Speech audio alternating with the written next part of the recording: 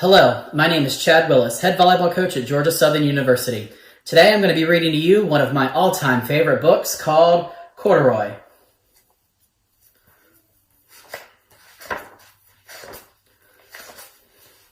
Corduroy is a bear who once lived in the toy department of a big store. Day after day he waited with all the other animals and dolls for somebody to come along and take him home. The store was always filled with shoppers buying all sorts of things, but no one ever seemed to want a small bear in green overalls. Then one morning a little girl stopped and looked straight into Corduroy's bright eyes. "Oh, Mommy," she said, "look, there's the very bear I've always wanted." "Not today, dear," her mother sighed. "I've spent too much already. Besides, he doesn't look new. He's lost the button to one of his shoulder straps."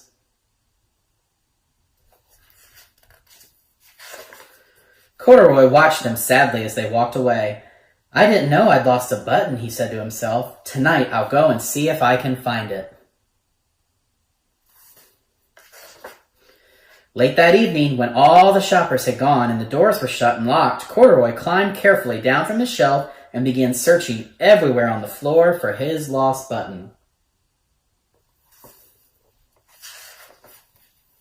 Suddenly he felt the floor moving under him.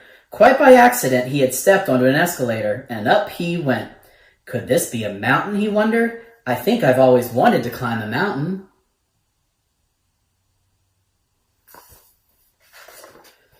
He stepped off the escalator as it reached the next floor, and there before his eyes was a most amazing sight. Tables and chairs and lamps and sofas and rows of beds. This must be a palace, Corduroy gasped. I guess I've always wanted to live in a palace.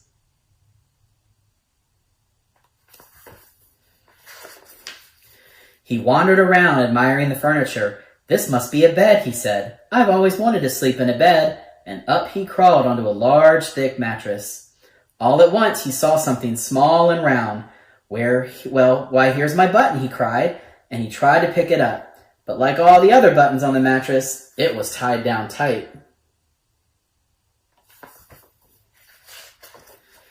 He yanked and pulled with both paws until pop! Off came the button, and off the mattress Corduroy toppled. Bang! Into a tall floor lamp. Over it fell with a crash.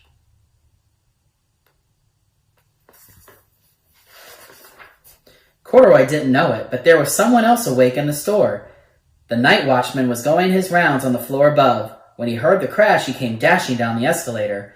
Now who in the world did that? He exclaimed. Somebody must be hiding around here.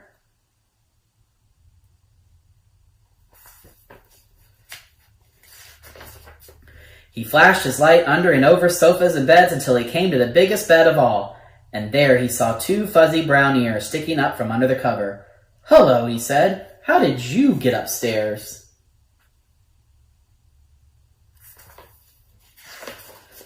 The watchman tucked Corduroy under his arm and carried him down the escalator and set him on the shelf in the toy department with the other animals and dolls.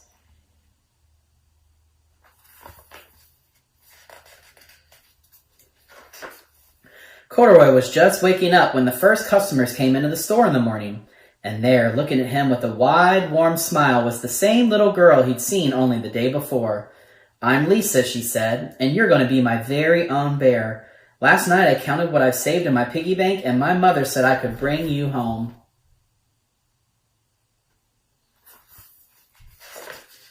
Shall I put him in a box for you? The saleslady asked. Oh, no, thank you, Lisa answered, and she carried Corduroy home in her arms. She ran all the way up 4 flights of stairs into her family's apartment and straight to her own room.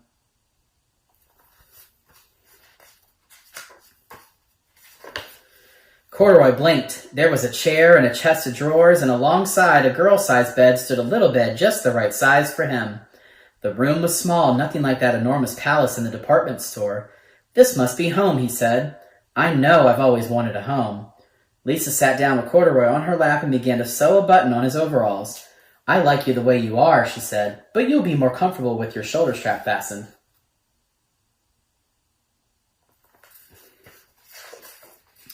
You must be a friend, said Corduroy. I've always wanted a friend. Me too, said Lisa, and gave him a big hug.